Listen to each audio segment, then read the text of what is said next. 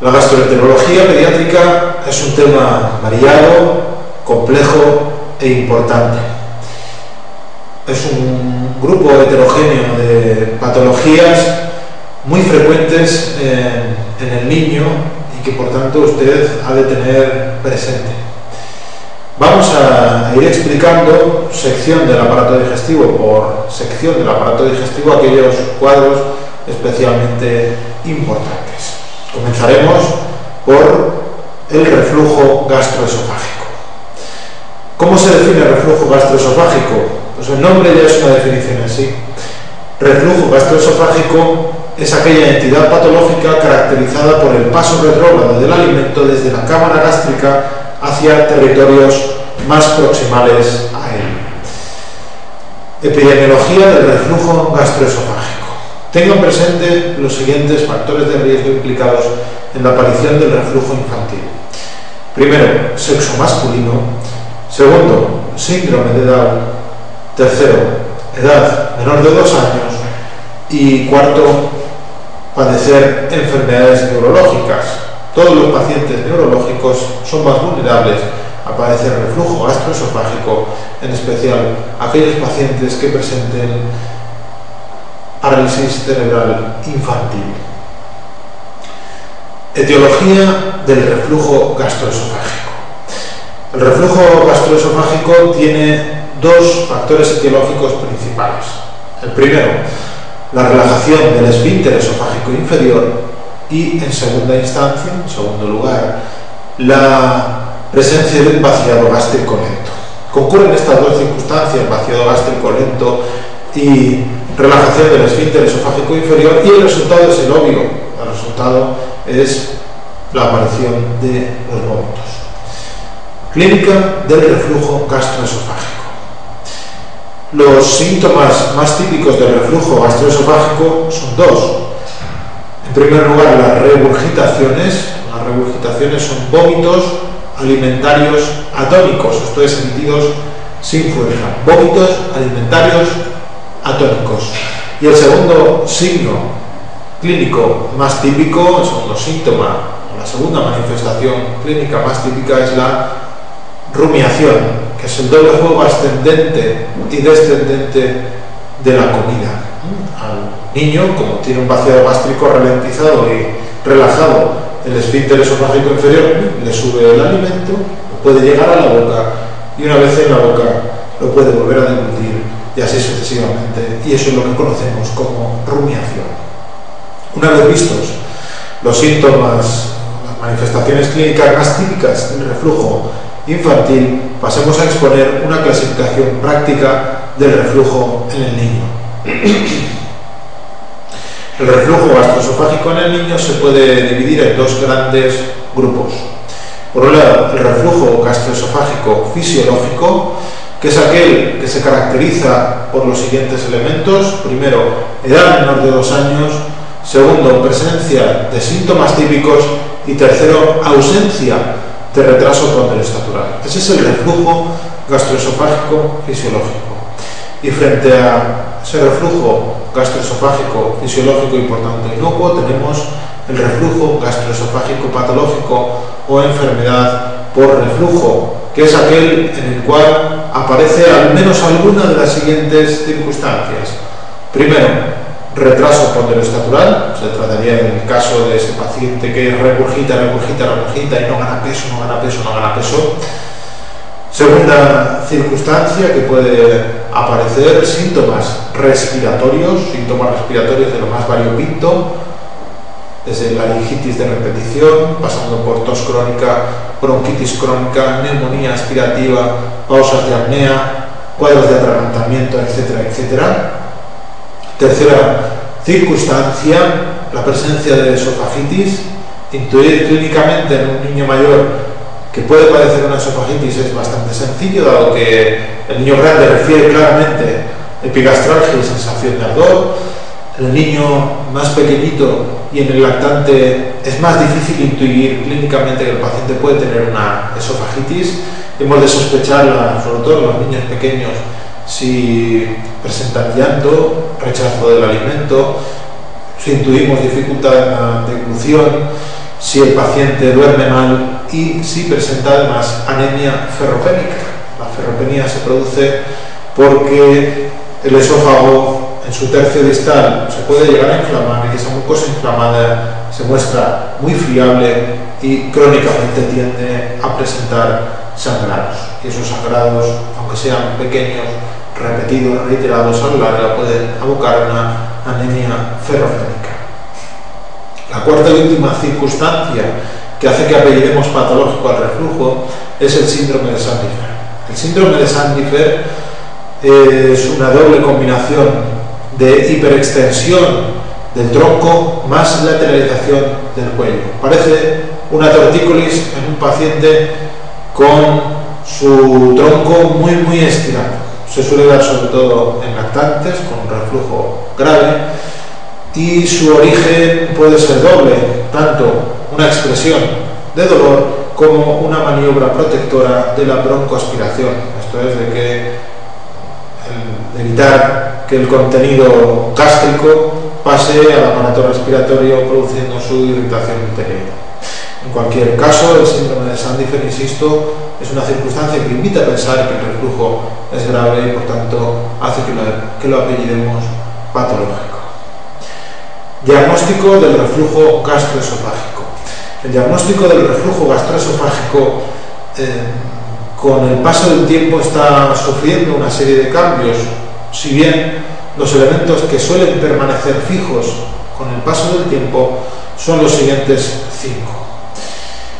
Primer aspecto diagnóstico del reflujo gastroesofágico. El reflujo fisiológico no requiere pruebas diagnósticas. Recuerden que su diagnóstico es estrictamente clínico, edad menor de 2 años, síntomas típicos, no retraso ponderostatural. Segunda enseñanza diagnóstica del reflujo. El reflujo patológico sí requiere pruebas diagnósticas. Tercer mensaje diagnóstico. La primera prueba a hacer ante un paciente con un reflujo patológico es el tránsito digestivo superior. Aquí me pueden decir, el tránsito digestivo superior aporta una información un tanto inespecífica a la hora de cuantificar el reflujo. Y yo les diré, están ustedes en lo cierto. La utilidad única del tránsito digestivo superior es realizar el despistaje de malformaciones anatómicas como hernia de hiato, como duplicidad esofágica que estén produciendo el reflujo grave de nuestro paciente. Cuarta enseñanza. La pH-metría intranasal de 24 horas es la prueba más sensible y específica a la hora de hacer un diagnóstico de reflujo gastroesofágico patológico. Ahora bien, es una prueba invasiva y al ser bastante invasiva tiene pocas indicaciones, tan pocas como 2. La primera indicación de pH-metría es reflujo patológico en tratamiento que no evoluciona favorablemente y la segunda y última indicación es reflujo patológico en presencia de síntomas extradigestivos, entendiendo por síntomas extradigestivos los respiratorios y el síndrome de Sandifer. Tanto en una como en otra indicación vamos a realizar una pH-metría, insisto, es una prueba de gran utilidad, especialmente para cuantificar el reflujo, pero dada su invasividad, se va a usar en un relativamente escaso número de pacientes. Quinta y última enseñanza diagnóstica del reflujo gastroesofágico. La esofagitis rige un diagnóstico anatomopatológico. Dicho de otra manera, nosotros podemos intuir clínicamente que nuestro paciente tiene un reflujo. Podemos hacerle una endoscopia y visualizar imágenes sugestivas de una esofagitis, pero hasta que no obtengamos una biopsia compatible no podemos formular fidedignamente este diagnóstico. Y una vez diagnosticado el paciente, hemos de someterle a un tratamiento. El tratamiento del reflujo gastroesofágico está escalonado. Vamos a distinguir 3 escalones. El primer escalón está constituido por una serie de medidas inespecíficas, dietéticas y posturales. Pasemos a detallar estas. Primero, medidas posturales a aplicar en los niños de... Primer escalón, medidas dietéticas y posturales. Pasemos a detallar estas. Medidas posturales a aplicar en el niño de menos de un año. Medida postural número 1. El decúbito prono reduce el número de regurgitaciones. Ahora bien, tengan en cuenta que dormir en decúbito prono en un niño de menos de un año es el principal factor de riesgo implicado en la muerte súbita del lactante, de ahí que esta medida postural no tenga una aplicabilidad práctica. Más medidas posturales en el niño pequeño: no acostarle inmediatamente después de haber hecho las tomas. Hay que esperar, en el niño pequeñito con reflujo, al menos media hora para mandarle a la cama y mantenerle hasta que llegue ese momento en posición vertical. Medidas posturales a aplicar en el niño de más de un año. Primero, dormir semi-incorporado. Dormir con la cabecera de la cama alzada aproximadamente unos 30 grados. Además de esta medida postural, el niño grande recomendaremos que no le acuesten inmediatamente después de haber comido, al menos que pase entre 30 minutos y una hora después de haber realizado la ingesta. Medidas dietéticas. Medidas dietéticas a aplicar en el niño pequeñito, en el niño de menos de un año. Fraccionar las tomas, esto es darle tomas de menos volumen pero con más frecuencia. Esta medida, por cierto, tiene sus partidarios y sus detractores, pero en el Nelson última edición está consignado y por tanto la seguimos recomendando. Más medidas dietéticas a aplicar en el niño de menos de un año. Introducción precoz de los cereales sin gluten. Normalmente los cereales sin gluten los introducimos entre el cuarto y el sexto mes en la dieta del paciente. En los niños con reflujo se pueden introducir incluso antes. Uso de fórmulas especiales antirreflujo que contienen sustancias espesantes como la algarroba y que hacen más difícil el ascenso del material lácteo. Esta medida dietética, por cierto, está contraindicada si hay esofagitis, y el motivo de esta contraindicación es que, igual que asciende esta leche más densa más difícilmente, también se aclara más lentamente y puede producir un empeoramiento del dolor retroesternal que algunos de estos pacientes sienten y que se puede traducir clínicamente en una mayor irritabilidad del niño. Por último, en el lactante desaconsejaremos la introducción precoz de cítricos, dado que los cítricos producen un empeoramiento de la sintomatología del reflujo gastroesofágico. Para zanjar estas medidas, escalón número 1, medidas dietéticas y posturales, vamos a acabar proponiendo las medidas dietéticas a aplicar en el niño grande, aplicar en el niño de más de un año.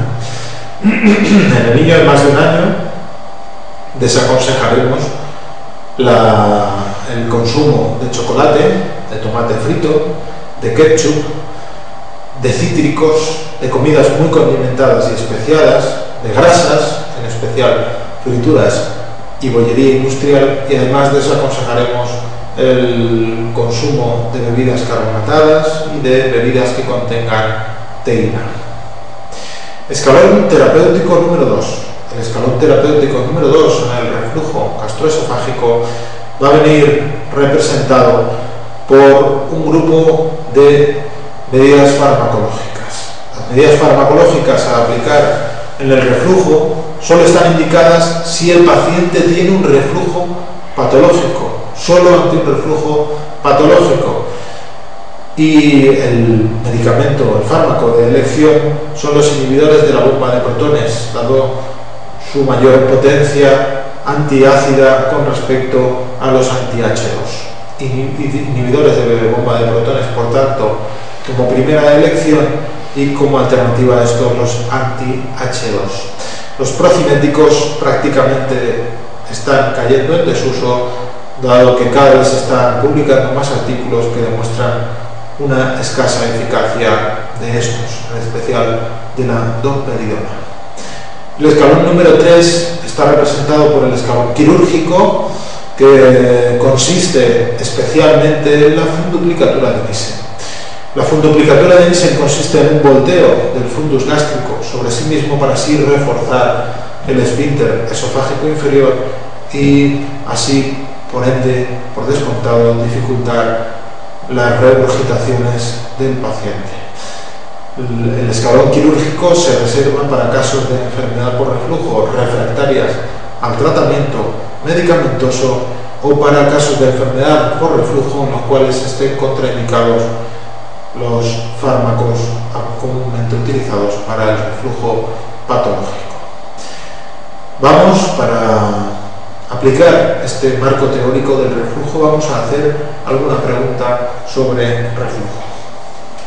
Pregunta número 76 de nuestro texto de primera vuelta.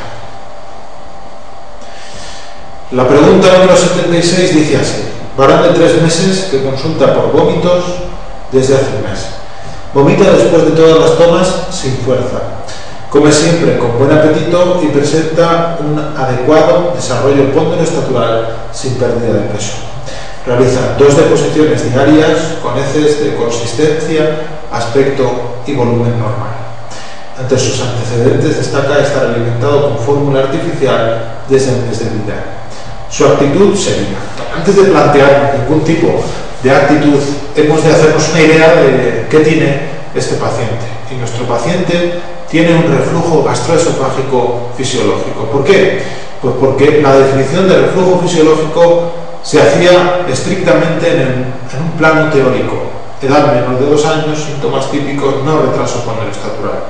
Nuestro paciente tiene 3 meses, esto es menor de 2 años, tiene los síntomas típicos dado que regurgita, vómitos alimentarios sin fuerza, y no tiene retraso ponderostatural dado que se nos detalla en el enunciado que coge peso y gana talla con completa normalidad.